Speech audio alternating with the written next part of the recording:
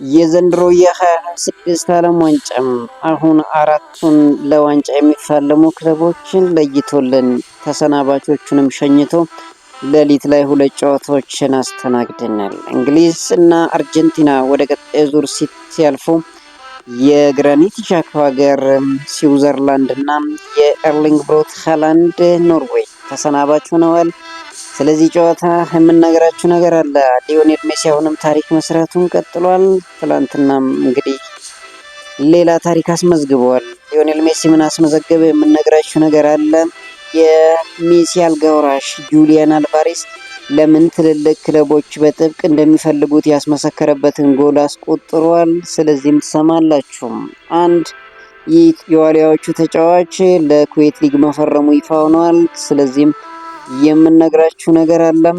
የማዩ ስፖርትን ሰብስክራይብ፣ ቪዲዮዎችን ላይክ አድርጋችሁ እንድታበረታቱን በአክብሮት እንጋብዛለን። እንግዲህ ትላንትና በዓለም ዋንጫው በጣም ታዋቂ የእግር ኳስ ዝነኞች ተጫዋቾች እንዲሁም ታዋቂ ሰዎች በስታዲየም ታድመው ተመልክተውታል። እነማን ነበሩ የሚለውንም እስከ መጨረሻው ከቆያችሁ ትሰማላችሁም። በቅድሚያም የኢትዮጵያ ብሔራዊ ቡድን የፊት መስመር ተሰላፊም ከነአን ማርክነህ ወደ ኩዌት ሊግ ማምራቱ ይፋ ሆኗል። የኦማን ሊግ ከፍተኛ ግብ አስቆጣሪ በመሆን ያጠናቀቀው ከነአን ማርክነህ በቀጣይ ዓመት በኩዌት ሊግ አልአረቢ ክለብ የምንመለከተው ይሆናል። ከነአን ማርክነህ በክለቡ ለ1 ዓመት የሚቆይ ሲሆን በውሉ ላይ ለተጨማሪ ዓመት የማራዘም አማራጭ ተሰጥቶት ከነአን ማርክነህ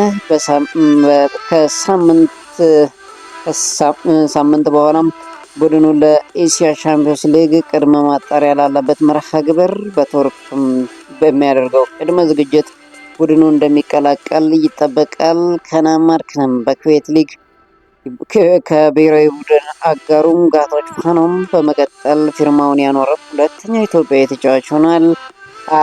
አልአረቢን እግር ኳስ ክለብ በተጠናቀቀ የውድድር ዘመን ሁለተኛ ደረጃን ይዘው ማጠናቀቃቸው ይታወሳል። ክለቡም የኩዌት ሊግ 17 ጊዜ ያነሳ የሀገሪቱ ትልቅ ክለብ ሆኖ ይገኛል። እንግዲህ ለዚህ ትልቅ ክለብ ከነአን ማርክነህ ፈርመዋል።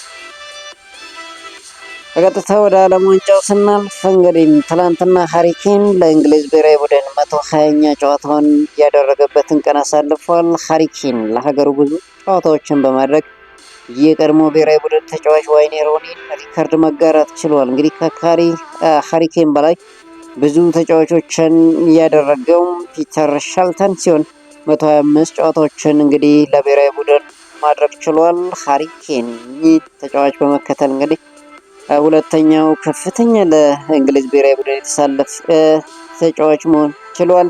እንግዲህ ጨዋታው ከመጀመሩ በፊትም በትላንትናው ዕለት በድንገተኛ ህይወቱን ያጣው የደቡብ አፍሪካው ተጫዋች ሻይደን አዳምስ የህሊና ጸሎት ተደርጎለታል። በዚህ ጨዋታ እንግዲህ እንግሊዝም በተጨማሪ 4 ተጫዋቾቿ ለቅጣት ተቃርበው ነው ወደ ሜዳ የገቡት። ጁድ ቤሊንግሃም የማስጠንቀቂያ ካርድ ቢመለከት ኖሮ በቀጣይ ከአርጀንቲና በሚደረገው ጨዋታ አይገኝም ነበር። ዴክላን ራይስ፣ ኒኮ ሬሊ፣ ማርክ የቢጫ ካርድ ከተመለከቱ ቀጣይ ጨዋታ የማያዩበት ጨዋታ ሆኖ እንግሊዝ እንግዲህ ወደ ጨዋታው ገብታለች። እንግሊዝ ሙሉ ለሙሉ የጨዋታ ብልጫ ወስዳ ነው ይህንን ጨዋታ እያደረገችው። የመጀመሪያው አጋማሽ 1-1 በሆነ ውጤት ነበር ወደ መልበሻ ክፍሉ ያመራው። እንግዲህ ኖርዌይ ቀዳሚ ጎል አንድሬስ ሼልድሮፕ አስቆጥሮ ጨዋታው 1-0 እየመራች ነበር። ለዚህ ጎል ምክንያት የሆነው ኦዴጋርድ ነው ኳሱን አመቻችቶ ያቀብለው። በዚህ ጎል እየመሩ የቀጠሉት ኖርዌይ በጁድ ቤሊንግሃም የመጀመሪያ አጋማሽ ሊጠናቀቅ ሲቀር አቻ የሆኑበትን ጎል አስተናገዱ። በዚህ ምክንያት ጨዋታው 1-1 በሆነ ውጤት ተጠናቀቅም። በመጀመሪያው አጋማሽ እንግሊዝ 68 በመቶ የኳስ ቁጥጥር ሲኖራት ኖርዌይ በአንጻሩ 32 በመቶም እንግዲህ ኳስ የመቆጣጠር አቅሙ ነበራት። ሃሪኬን እና እንግዲህ ጁድ ቤሊንግሃም እንግሊዝ በዓለም ዋንጫው ካስቆጠረቻቸው 12 ጎሎች 11ዱን አስቆጠሩ። ጁድ ቤሊንግሃም በዘንድሮ ዓለም ዋንጫ ያልተዘመረ ጀግና መሆኑን ያስመሰከረበትን እለት ነው ያሳለፈው። እንግዲህ 2 ጎሎችን አስቆጥሯል። የፊፋው ፕሬዝዳንት ጃኒ ኢንፋንቲኖን ጨምሮም ዴቪድ ቤካም፣ ሮናልድ ሌዊስ፣ ናዛሪዮ ዴሌማ የኖርዌይ ልዑል ጨዋታውን በስታዲየም ተከታትለውታል። እንግዲህ በጨዋታው የመጀመሪያ አጋማሽ ቡካዮ ሳካ፣ በሁለተኛው አጋማሽ ቡካዮ ሳካ በኖኒ ማዱኬ፣ ኤብረቸ ኢዜ በዴክላን ራይስ ተቀይረው ወደ ሜዳ ገቡ። ከዛ በመጨረሻው ጁድ ቤሊንግሃም እንግሊዝን አሸናፊ ያደረገችን ጨዋታ ጎል አስቆጠረ። እንግዲህ ጁድ ቤሊንግሃም 6ኛ የዓለም ዋንጫ ጎል አስቆጥሮ በውድድሩ እንግዲህ የወርቅ ጫማው ተፋላሚ መሆን ቻለም። ሃሪኬንና ጁድ ቤሊንግሃም በጋራ 12 ጎሉን በውድድር አስቆጠሩ። ጁድ ቤሊንግሃም በጣም አስገራሚ ጊዜን በዓለም ዋንጫው እያሳለፈ ይገኛል። እንግዲህ ይህ ተጫዋች አጥቂ ነው የሚመስለው፣ ነገር ግን አማካይ ሜዳ ላይ የሚጫወት ነው። እንግዲህ አሁን ላይ 6 ጎሎችን አስቆጥሮም ከኮከብ ጎል አግቢዎች ተርታ ላይ ተገኝቷል። ሌሊት 10 ሰዓት ላይ የተጀመረው ግራኒት ዣካን ከሊዮኔል ሜሲ ያገናኘው ጨዋታ ነው። እንግዲህ ከዚህ ጨዋታ በፊት አንድ ታሪክ ነበር። ከ12 ዓመታት በፊት በሳኦ ፖሎ የ27 ዓመቱ ሊዮኔል ሜሲ በብራዚሉ የዓለም ዋንጫም ከስዊዘርላንድ ጋር በነበረው መርሃ ግብር አርጀንቲናን ሩብ ፍጻሜ እንድትገባ ቀጥተኛ የጎል ተሳትፎ አድርጎ ነበር። አሁን ላይ እንግዲህ 39 ዓመቱ ላይ የሚገኘው ሊዮኔል ሜሲ ከስዊዘርላንድ ጋር በድጋሚ ሲገናኝ ከ12 ዓመት በኋላ ሆኗል። ከዛን ስብስብ ሊዮኔል ሜሲ በ27 ዓመቱ የገጠመው ስብስብ ውስጥ የሚገኘው እና ዛሬም በጨዋታው የተገኘው ግራኒት ዣካና ሪካርዶ ሮድሪጌዝ ብቻ ነበሩ። ከጨዋታው አስቀድሞ ስለ መርሃ ግብሩ የተጠየቀው ግራኒት ዣካ ሜሲ መጋፈጥ እሱን ለ90 ደቂቃ ወይም ለ120 ደቂቃ መጋፈጥ እንዲሁም መቆጣጠር እንደምንችል አላውቅም፣ ለእኔና ለሁሉም ሰው በእሱ ዘመን መጫወት ትልቅ ክብር ነው ሲል ሀሳቡን ሰጥቶ ነበር። ያው እንደተፈራም እንግዲህ ሜሲን መቆጣጠር ሳይቻል ቀርቶ ሜሲ አሲስት አደረገ። በጨዋታውም ድንቅ ነበር። አርጀንቲና 3-1 በማሸነፍ ወደ ቀጣዩ ዙር ተቀላቀለች። ከዚህ ጨዋታ በፊት ቶማስ ቱኬል የሰጡትን አንድ አስተያየት አንስተን ወደዚህ ጨዋታ እንመለሳለን። ተንታኝ ቶማስ ቱኬል ቡድናቸው ከኖርዌይ ጋር ባደረገው እንቅስቃሴ ደስተኛ አለመሆናቸውን ተናግረዋል። እንግዲህ ደስተኛ አይደለሁም ያሉት ቶማስ ቱኬል ስህተቶችን ስንሰራ ነበር፣ እድለኞች ነን፣ የተሻለ እንቅስቃሴ ማሳየት ነበረብን ሲሉ ተደምጠዋል። የጨዋታው ኮከብ ጁድ ቤሊንግሃም በበኩሉ ያሸነፍነው እኛ ተጫዋቾቹ ብቻ ሳንሆን መላው እንግሊዛውያን ናቸው ሲል አስተያየቱን ሰጥቷል። እንግዲህ ቀጣይ ከአርጀንቲና ጋር የሚያደርጉት ፍልሚያ በጉጉት የሚጠበቅ ሆኗል። አርጀንቲና ከእንግሊዝ ለዋንጫው ለማለፍ ይፋለማሉ። በሌላ በኩል ደግሞ ስፔን ከፈረንሳይ የሚያደርጉትን ጨዋታ ከዋንጫ በፊት የዋንጫ የሚመስል ጨዋታ ሆኗል። ለማንኛውም እንግዲህ ይህ ጨዋታ ማንን ጥሎ ማንን ያሳልፋል የሚለው በጉጉት ይጠበቃል። ወደ አርጀንቲና እና ስዊዘርላንድ ጨዋታ ስንመጣ እንግዲህ ሊዮኔል ሜሲ ማካሊስተር ላስቆጠረው ጎል አመቻችቶ አቀብሏል። በዚህም ምክንያት ሊዮኔል ሜሲ በዓለም ዋንጫው 10ኛ የጎል ተሳትፎ ማድረግ ችሏል። እንግዲህ 10ኛውን ለጎል የሚሆን ኳስ አመቻችቶ ያቀበለ ሲሆን በታሪኩም ቀዳሚ ተጫዋች ሆኗል። ሊዮኔል ሜሲ በዘንድሮ የዓለም ዋንጫ በ10 ጎሎች ላይ ቀጥተኛ ተሳትፎ ማድረግ ችሏል። ሊዮኔል ሜሲ በዓለም ዋንጫው የምንጊዜውም ከፍተኛ ግብ አስቆጣሪ መሆኑን እናውቃለን። አሁን ደግሞ 10 አሲስት በማድረግ እንግዲህ ሊዮኔል ሜሲ በዓለም ዋንጫው ከፍተኛ አሲስት ያደረገ ተጫዋች ሆኗል። ሜሲ በዚህ የዓለም ዋንጫ በአልጄሪያ ላይ ሃትሪክ ሰራ፣ በኦስትሪያ ላይ 2 ጎሎችን አስቆጠረ፣ በጆርዳን ላይ 1 ጎል አስቆጠረ፣ ኬፕ ቨርዴ ላይ 1 ጎል አስቆጠረ፣ በግብጽ ብሔራዊ ቡድን ላይ 1 ጎልና 1 አሲስት አደረገ። አሁን ደግሞ በስዊዘርላንድ ላይ አሲስት ማድረግ ቻለ።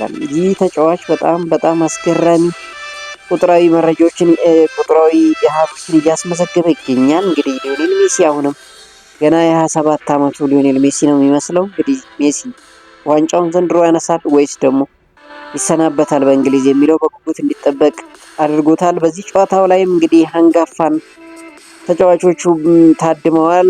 ዛኔቲ፣ ማርኬስ ሮድሪጌዝ፣ ሮቤርቶ ባጆ፣ አክዌል ላቬዚ እንዲሁም ሃቬር ፓስቶሬ በስታዲየሙ ተገኝተው ይህንን ጨዋታ ተከታትለውታል። እንግዲህ በጨዋታውም እንግዲህ ሊዮኔል ሜሲ ከ9ኛ የዓለም ዋንጫ ጨዋታዎች ላይ ተሳትፎ ሲጫወት በ31 ጎሎች ላይ ቀጥተኛ ተሳትፎ በማድረግ እንግዲህ ታሪክ የጻፈበትን ዕለት አሳልፈዋል። ይህ ጨዋታ እንግዲህ 1-1 በሆነ ውጤት 90 ደቂቃው ተጠናቀቀ። ነገር ግን በስዊዘርላንድ በኩል አንድ ተጫዋች በቀይ ካርድ ተሰናበተ። አርጀንቲናውያን በጣም ጨዋታውን ብልጫ ወስደው ሲጫወቱ ነበር። ነገር ግን ጎል ማስቆጠር አልታደሉም። ጨዋታው ሙሉ ደቂቃ 1-1 በሆነ ውጤት ነው የተጠናቀቀው። ከዛም 30 ደቂቃ ተጨመረ። 30 ደቂቃ ታምርን አሳየ። እንግዲህ የዓለም ሻምፒዮኑ አርጀንቲና በተጨማሪ 30 ደቂቃ ባስቆጠሩት ግቦች ስዊዘርላንድ 3-1 በማሸነፍ ወደ ቀጣይ ዙር አለፉ። ማካሊስተር፣ ጁሊያን አልቫሬስ፣ ላውታሮ ማርቲኔስ የአርጀንቲናን የማሸነፊያ ጎሎች ሲያስቆጥሩ ኒዶዌ ስዊዘርላንድን አቻ ማድረግ የቻለች ጎልን አስቆጠርም። ስዊዘርላንድ እንግዲህ በጨዋታው ኢምቦሎን በሁለት ቢጫ ካርድ በ72ኛው ደቂቃ አታ በ10 ተጫዋቾች ነው ጨዋታውን ለመጨረስ የተገደደችው። በ10 ተጫዋቾች ቢሆንም እንግዲህ ዋን ዌይ ትራፊክ በሚባል ሁኔታ በጥሩ ስትከላከል ነበር። ነገር ግን ባለቀ ደቂቃ እጅ መስጠት ችላለች። አርጀንቲና በዘንድሮው የዓለም ዋንጫ 17 ጎሎችን በማስቆጠር ቀዳሚ ሀገር ሆናለች። የዓለም ሻምፒዮን አርጀንቲና በቀጣይ ሮብ የግማሽ ፍጻሜ መርሃ ግብሯን ከእንግሊዝ ጋር ታደርጋለች። ሊዮኔል ሜሲ ማክ አሊስተር ላስቆጠረው ጎል እንግዲህ ማመቻቸቱም 10ኛ የጎል አስተዋጽኦ እንዲሆንለት ሆኗል። በዓለም ዋንጫው እንግዲህ አርጀንቲና ኮከቧ ሊዮኔል ሜሲም እየተመራች ስዊዘርላንድ ረታፍሳ ግማሽ ፍጻሜውን ተቀላቅላለች። አርጀንቲና የዓለም ሻምፒዮን ክብራቸውን ለማስጠበቅ ከእንግሊዝ ጋር ታሪካዊ መርሃ ግብር ይኖራቸዋል። እንግዲህ ሊዮኔል ሜሲም በ39 ዓመቱ ባለፉት 8 ቀናት እንግዲህ 39ኛ ዓመቱ ሊዮኔል ሜሲ ባለፉት 8 ቀናት 120 ደቂቃ ከኬፕ ቨርዴ የተጫወተም 90 ደቂቃ ከግብጽ 120 ደቂቃ ከስዊዘርላንድ ፈታኝ የሚባል መርሃ ግብሩ ሙሉ ደቂቃ መሳተፍ ቻለ። ሊዮኔል ሜሲም በእነዚህ ጨዋታዎች ላይ እንግዲህ የተለያዩ ሪከርዶችን የግሉ ማድረግ የቻለበት የቡድን አጋሮቹ ስዊዘርላንድ ጨዋታ መጠናቀቂያ በኋላ ለሊዮኔ መጨረሻ ዓለም ዋንጫ እያሉ ሲዘምሩ የተመለከትንበት ጨዋታ ሆኖ አልፏል። እንግዲህ በጨዋታው በጣም አስገራሚው ሰው ከሊዮኔል ሜሲ መቀጠል እንግዲህ ጁሊያን አልቫሬስ ነው። ጁሊያን አልቫሬስ የሊዮኔል ሜሲ ትክክለኛ አልጋ ወራሽ እንደሚሆን ያስመሰከረበትን ጎል ያስቆጠረው ከ28.1 ሜትር ላይ በጣም በከፍተኛ ፍጥነት የምትምዘገዘግ ጎል ነች። እንግዲህ አርጀንቲናን 2-1 እንዲመሩና ከዛ በኋላ